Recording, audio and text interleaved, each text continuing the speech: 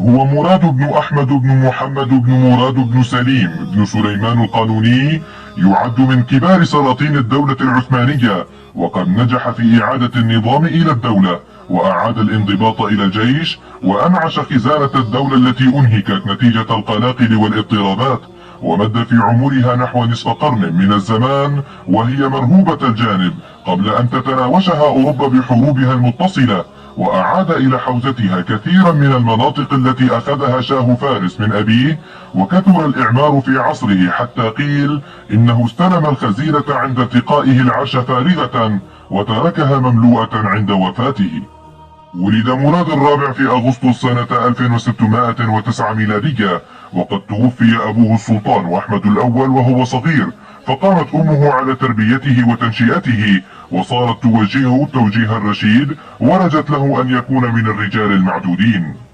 تولى مراد الرابع السلطنة بعد قيام الانكشارية بعزل عمه مصطفى الأول، وهو في 12 من عمره، وبسبب صغر سنه وعدم خبرته أصبحت والدته السلطانة كوسيم نائب السلطان، وبالتالي أصبحت أول امرأة تحكم الدولة العثمانية فعليا. وكان حال الدولة في هذه الفترة مليئا بالصعاب، مثل تمرد فرق الانكشارية التي صارت تعبث بمصالح البلاد العليا وتعيث في الأرض فسادا، حيث كانوا قد ثاروا من قبل على أخيه الأكبر السلطان عثمان الثاني وعزلوه، وأعادوا مكانه عمه السلطان مصطفى الأول، ولم يكتفوا بعزله بل هجموا عليه في سراياه وانتهكوا حرمتها، وقبضوا عليه من بين جواره وزوجاته، وقادوه قهرا إلى ثكناتهم، مسيعينه سبا وشتما وإهانة، مما لم يسبق له مثيل في تاريخ الدولة العثمانية.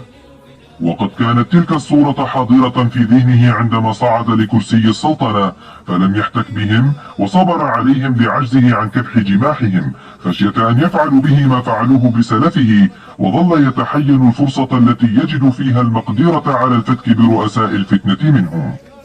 تجرأ الولاة على التمرد على سلطة الدولة، فقد أشهر والي طرابلس الشام استقلاله وطرد جنود السلطان من ولايته، وفعل الشيء نفسه والي أرضروم واستولى على أنقرة وصدر إقطاعيات الجيوش العثمانية بها.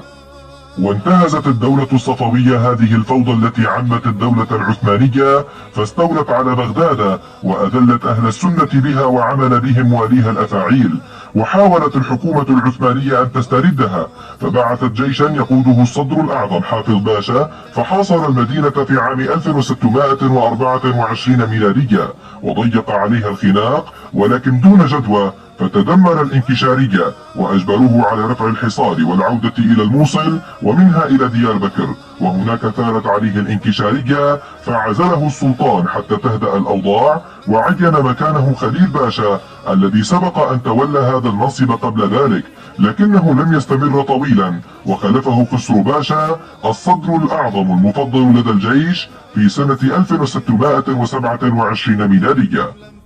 وبعد تولي خسرو باشا الصدارة اتجه إلى أرضروم، ونجح في إجبار والي الشام على التسليم والدخول في طاعة الدولة، وذلك في سنة 1629 ميلادية، لكنه لم يفلح في استرداد بغداد، واضطر إلى رفع الحصار عنها في سنة 1631 ميلادية. ونتيجة فشل خسرو باشا في هذه المهمة، استغل السلطان هذه الهزيمة لعزله، وفي طريق العودة عزله السلطان مراد، وأعاد حافظ باشا إلى منصب الصدارة مرة أخرى، وكان الهدف من إعادة حافظ باشا هو محاولة السلطان مراد الرابع لإعادة هيبة السلطان واختيار ما يشاء من الوزراء بناء على رغبة السلطان وليس بناء على رغبة الجيش.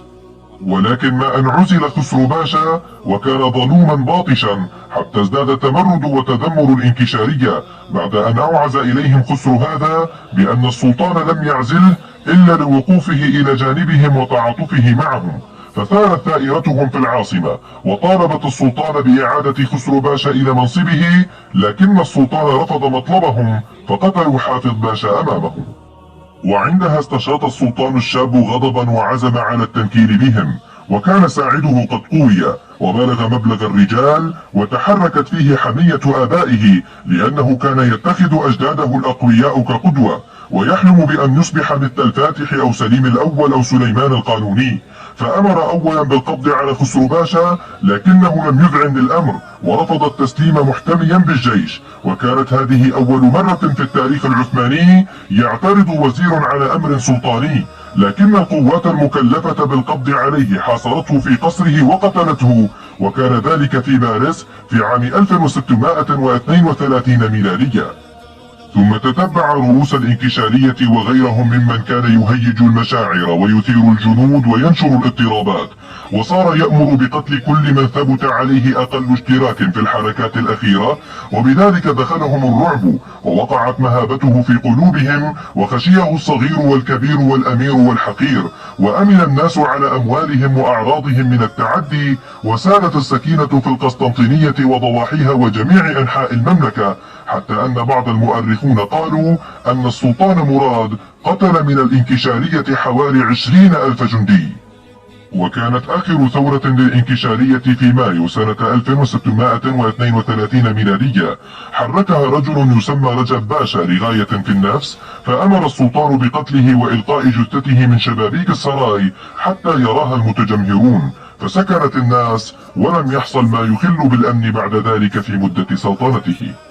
بعد كسر شوكة الانكشارية، أراد السلطان مراد الرابع أن يعيد للدولة ما فقدته من النفوذ بسبب إهمال بعض أسلافه وعدم طاعة الانكشارية وامتناعهم عن الحرب عند الحاجة القصوى، فأرسل إلى والي دمشق يأمره بمحاربة فخر الدين أمير الدرزي وإدخاله في طاعة الدولة، فقام الوالي بالمأمورية خير قيام، وهزم فخر الدين وأسره هو وولديه وأرسلهم إلى القسطنطينية، حيث عاملهم السلطان بكل احتفاء وإكرام. ولكن لما بلغ السلطان أن أحد أحفاده ثار ثانيا ونهب بعض مدائن الشام، أمر بقتله وولده الأكبر، فقتلا في إبريل سنة 1635 ميلادية، فأطاعته الدروز بعد ذلك.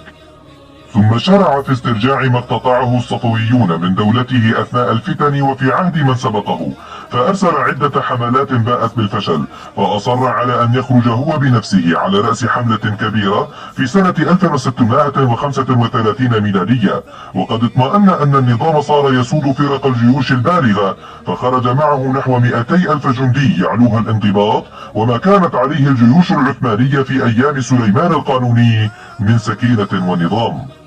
واستهل انتصاراته بفتح مدينة آريوان في الشمال الغربي من إيران في أغسطس عام 1635 ميلادية، ثم قصد مدينة تبريز ففتحها في سبتمبر عام 1635 ميلادية، ثم عاد بالجيش إلى بلاده طلبا للراحة.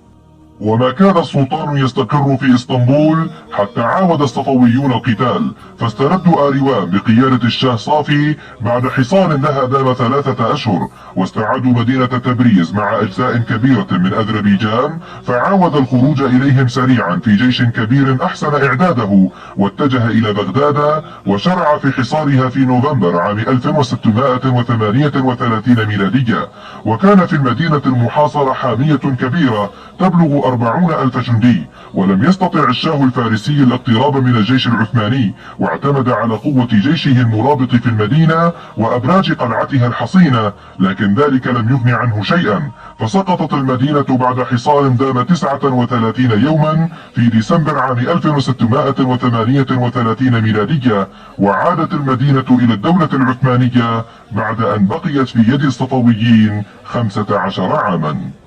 وكان أثناء حصاره لها قد هدم جزءا كبيرا من أسوارها بالمدفعية، ودخلها عام 1048 هجرية، وقتل من جنود الشيعة 20,000، ثم أقام بها مدة، جدد عمارتها وأصلح ما تهدم من أسوارها، وعين لها وزيرا. بعد ذلك رغب الشاه الصفوي في الصلح، وعرض على الدولة العثمانية أن يترك لها مدينة بغداد مقابل أن تترك له مدينة آريوان، ودارت المفاوضات بينهما نحو 10 أشهر، انتهت بعقد الصلح بينهما في سبتمبر عام 1639 ميلادية، وبقيت بغداد تابعة للدولة العثمانية حتى العصر الحديث. سار السلطان مراد على سنن أسلافه في العناية بالحرمين الشريفين، وعمل على تدفق الخيرات إليهما. ففي عام 1039 هجرية أمر بإعادة بناء المسجد الحرام من جديد بعد تأثره بمطر وسيول شديدة، وأصدر أمره إلى والي مصر بتجهيز ما يحتاجه سكان مكة والمدينة من الغلال وإرساله إليهم. حياة السلطان مراد الرابع كانت مليئة بالانتصارات والحملات العسكرية الناجحة، ولكن البعض يلومه فيما فعله حينما قام بقتل إخوته الثلاثة بيازيد وسليمان وقاسم، حيث قام السلطان بإعدام إخوته لتأمين حكمه خوفا من استغلال أحدهم في محاولة انقلاب عليه، كما حدث مع أخيه الأكبر السلطان عثمان، خاصة أن السلطان مراد قام بإبعاد وتجريد والدته السلطانة كوسيم العاشقة للسلطة والنفوذ من أمور الدولة، وهو ما لم يعجبها بالطبع، وخشي السلطان أن والدته ستعزله وتعين مكانه أحد إخوته من ضعاف الشخصية لتعود إلى الحكم والنفوذ مرة أخرى. كما أن السلطان قد حاول إعدام أخيه الأصغر الأمير إبراهيم، ولكن منعته والدته السلطانة كوسيم بعدما توسلت له بعدم القيام بذلك، لأن بإعدام الأمير إبراهيم ستنقرض سلالة آل عثمان، لأنه آخر أمير في الأسرة الحاكمة، خاصة أن السلطان مراد لم يكن لديه أمراء، واقتنع السلطان مراد بهذا الأمر واكتفى بحبسه في القفص الذهبي. توفي مراد الرابع في فبراير عام 1640 ميلادية بعد إصابته على ما قيل بمرض النقرس، وكان عمره 27 عاما فقط، وامتد حكمه 16 سنة و11 شهرا، ولكن لم يظهر سلطانه إلا في ال8 سنين الأخيرة، وقد مات دون أن يترك أولادا، وتولى بعده أخوه إبراهيم.